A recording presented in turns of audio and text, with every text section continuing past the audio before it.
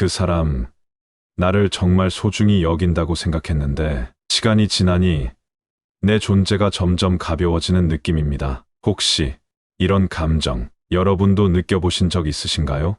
오늘은 인간관계 때문에 마음이 지쳤던 분들을 위해 법륜 스님의 말씀을 바탕으로 관계를 망치지 않으면서도 내 마음을 지키는 법을 이야기해 보려 합니다. 혹시 지금 떠오르는 사람이 있으셨나요? 그런 관계가 생각나셨다면 좋아요와 구독으로 함께 공감해 주세요. 여러분의 응원이 큰 위로가 됩니다.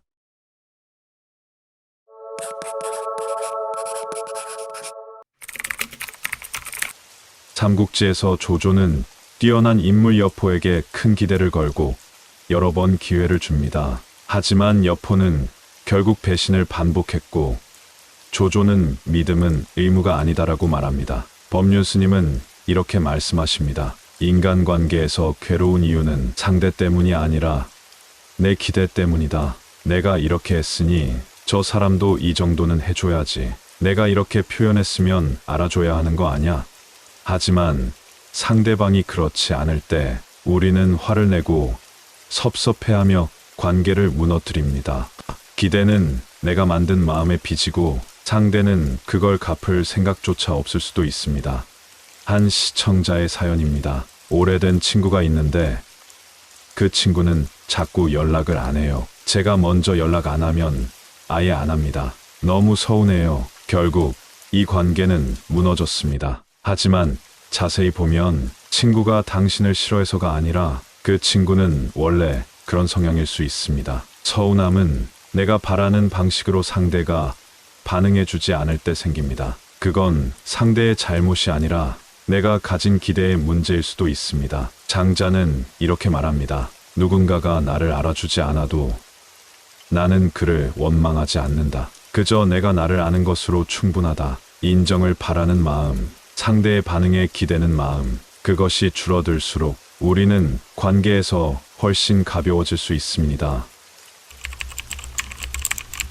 법륜 스님은 이렇게 말씀하십니다. 많은 사람들이 내려놓았다고 말하지만 실은 포기한 척일 뿐입니다. 제자들이 부처님에게 왜 모욕하는 자에게 화내지 않으십니까? 하고 물었을 때 부처님은 그 사람이 나에게 준 모욕을 내가 받지 않으면 그건 그의 것이지 내 것이 아니니라고 답합니다. 진짜 내려놓는다는 건 말로만 괜찮다고 하는 것이 아니라 그 사람의 행동에 내가 휘둘리지 않는 상태입니다. 한 상담 사례에서 어머니와의 갈등을 겪은 여성이 있었습니다. 늘 통제하고 비교하던 어머니에게 이젠 기대 안 해요라고 말하면서도 속으론 그래도 엄마니까 언젠간 달라지겠지라는 마음을 버리지 못했습니다. 결국 상처는 반복됐습니다. 내려놓는 건 상대를 포기하는 것이 아니라 내가 조절할 수 없는 것에 에너지를 쓰지 않겠다는 결단입니다. 내가 누군가에게 무엇을 주고자 한다면 그 마음에 바람이 없어야 합니다.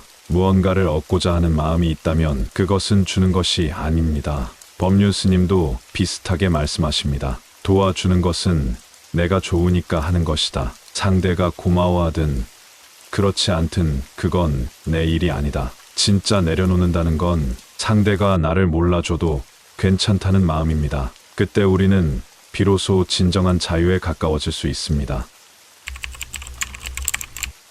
누군가가 나를 무시하는 것 같을 때, 내 의도를 오해했을 때 감정은 곧바로 솟구칩니다. 화가 나요. 무시당한 기분이에요. 더는 못 참겠어요. 하지만 법륜 스님은 말씀하십니다. 감정은 바로 반응하지 마라. 그 감정을 먼저 있는 그대로 바라보라. 감정은 곧바로 반응하면 재난이 되고 잠시 들여다보면 선물이 됩니다. 500장자는 화가 날 때 항상 벽에 점 하나를 찍고 이 감정이 진짜인지 내 생각이 만든 것인지 확인하겠다고 했답니다. 그 결과 그는 한 번도 사람과 다투지 않았다고 합니다.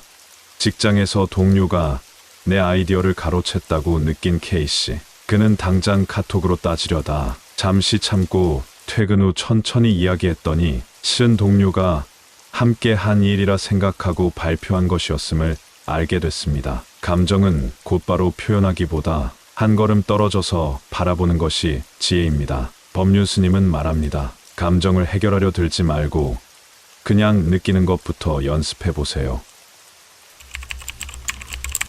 법률 스님은 인간관계를 힘들게 만드는 세 가지 착각을 이야기합니다. 내가 옳다는 착각, 상대가 바뀌어야 한다는 착각, 이 관계는 계속 이어져야 한다는 착각, 깨달음을 얻은 자는 옳고 그름을 구분하는데 집착하지 않는다고 합니다. 왜냐하면 사람마다 기준이 다르고 그 기준은 늘 변하기 때문이죠.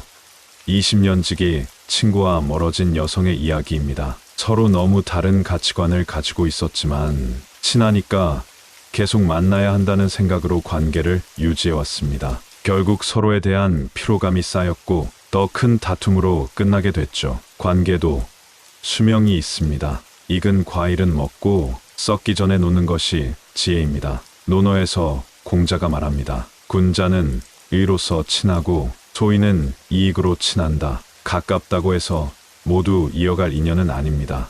때로는 멀어지는 게 자연스러운 흐름입니다.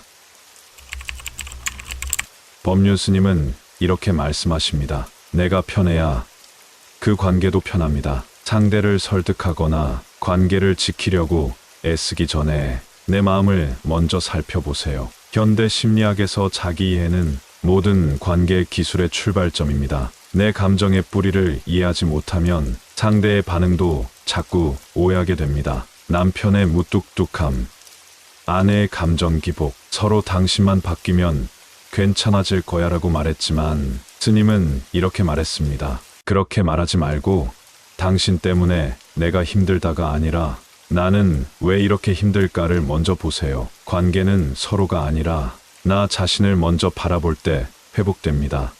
혹시 지금 떠오르는 사람이 있으신가요? 그 사람에게 어떤 기대를 하고 있었나요?